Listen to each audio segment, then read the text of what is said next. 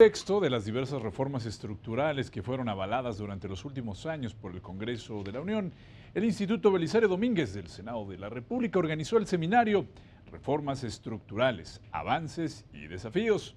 Al inaugurar este evento, el presidente de la Cámara Alta refirió que en conjunto los diversos cambios que se han dado en los ámbitos político, económico, social y energético están reconfigurando el Estado mexicano con el propósito de fortalecerlo y hacerlo más eficaz en el cumplimiento de su responsabilidad de generar bienestar de todos los mexicanos. Muchas de estas reformas se están dilucidando en los órganos encargados de la implementación, muchas de estas reformas se están dilucidando en sus alcances en este mismo Congreso a propósito de las leyes de desarrollo, muchas de esas reformas se están dilucidando sus alcances en los conflictos jurisdiccionales que surgen, en el acomodo, en la interpretación, en la resolución de los conflictos que surgen precisamente en el inicio de una nueva etapa institucional. Y al dictar una conferencia magistral, la representante del Banco Interamericano de Desarrollo en México hizo énfasis en señalar que el proceso de reformas es continuo y siempre requiere de una etapa de aprendizaje. Puso como ejemplo la participación de las asociaciones público-privadas en la generación de alternativas de inversión. Porque no es que dejemos desde el Estado tener responsabilidad frente a estos temas, sino que es otra forma de asumir las responsabilidades. Asumimos las responsabilidades entendiendo que vamos a tener contingencias fiscales con las APPs, porque somos corresponsables de los riesgos, pero de otra manera. Le permitimos que alguien nos adelante la inversión para poder facilitar que ésta se ejecute rápidamente. En la primera mesa de este seminario se abordó la reforma fiscal, definida como la más sensible de todas las reformas concretadas, ya que impacta de manera directa en el patrimonio de las familias, empresas y comercios, por lo cual, se dijo ahí, debe revisarse de forma periódica si está cumpliendo con sus metas trazadas. Yo creo que es muy relevante ver si efectivamente se cumplió con esos objetivos, si efectivamente nos dio más recursos para financiar un sistema de seguridad social universal, si este sistema es más justo, es más simple, es más transparente que el que teníamos.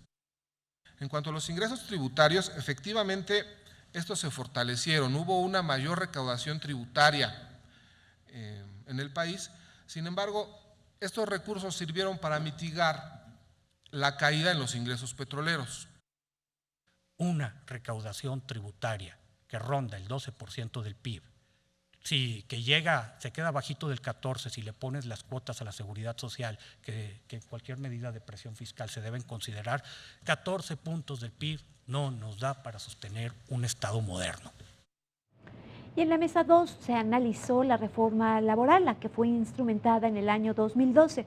Ahí se habló sobre la pertinencia de mejorar la redacción en el apartado de la figura de subcontratación, así como implementar indicadores de trabajo digno y mejorar los procesos de capacitación. Entonces, bueno, estamos dejando aquí una discusión abierta, ¿no? En términos de que reforma laboral, ¿no? Si queremos que se apegue a lo que la misma reforma laboral dijo, tenemos que tener indicadores. Porque de lo contrario, bueno, seguiremos con buenas intenciones simplemente. Se ha venido cambiando la subcontratación, no porque haya subcontratación que no sea válida, sino porque hay mucha subcontratación que es simplemente evasión de regulaciones y desprotección.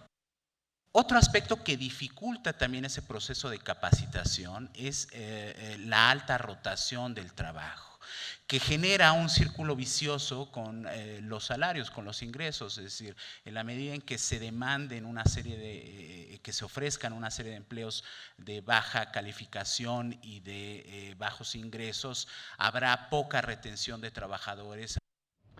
Al analizar los resultados de la reforma financiera, se destacó que el propósito fue que los ciudadanos obtuvieran más créditos con tasas más bajas y que se fortaleció además en el marco legal. Pero el reto es tener los incentivos adecuados para que todos los actores del sistema financiero actúen correctamente. Que la problemática general del sistema financiero se puede descomponer en dos partes torales. La primera es que para México, para ciertos sectores, y enfatizamos para ciertos sectores, es difícil el acceso al crédito. Y la segunda parte es que precisamente para estos sectores es costoso el crédito. Por su parte, Guillermo Zamarripa Escamilla, de la Fundación de Estudios Financieros, señaló que sigue habiendo pocos créditos con tasas altas, por lo que debe analizarse el impacto real de la reforma. Al final, muchos de estos cambios nos llevan a tener un mejor esquema legal, un mejor marco jurídico en el sector financiero, pero no están transformando de fondo la estructura del sistema financiero, simplemente están actualizando la regulación financiera. Bueno, y en la cuarta y última mesa de trabajo puesta a evaluación la reforma energética, donde se destacó el cambio del régimen fiscal de Pemex ante la reducción petrolera. El investigador del instituto, el señor Jaime del Río, señaló que el cambio más positivo fue la creación del Fondo Mexicano del Petróleo. Por primera vez, si se cumplen ciertas condiciones, por supuesto, México podrá aprovechar de forma intertemporal e intergeneracional un recurso que por sí mismo era transitorio, como es la renta petrolera.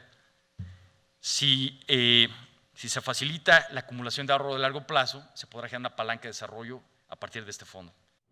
En ese sentido, coincidió el consultor independiente Jordi Herrera, quien dijo que los precios bajos del barril de petróleo son históricamente bajos, por lo que el fondo representa por primera vez una visión a largo plazo.